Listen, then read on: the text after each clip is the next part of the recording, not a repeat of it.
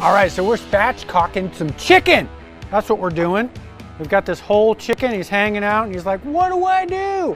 So we gotta make sure our knife's nice and sharp. Okay, we're gonna sharpen this bad boy up real quick. It already is sharp, but I wanna give it a couple of pulls so it's super sharp, all right?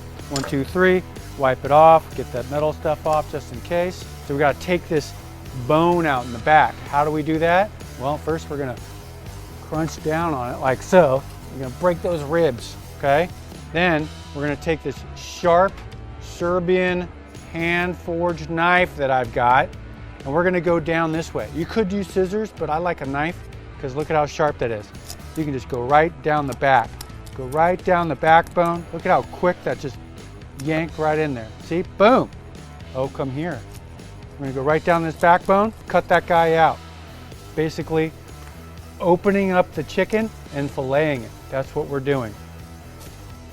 Now we're gonna squish it down a little bit more. Yeah, there we go. Hear that crunch?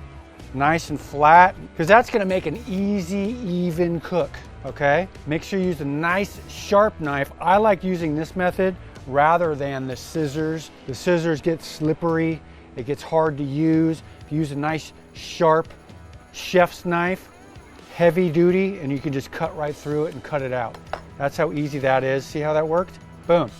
So let's open that up. Let's put a little bit of seasoning in there. My little happy little heifer rub here.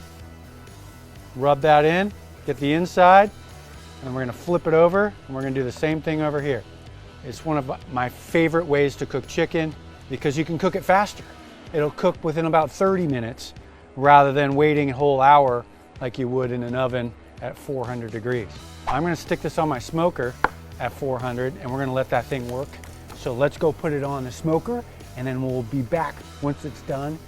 All right, so we got our spatchcock all done and sliced up. You wanna learn how to use your cleaver, right? So I'm gonna chop up some legs and thighs, so make sure you check out this next video on how I chop up my legs and thighs using this cleaver.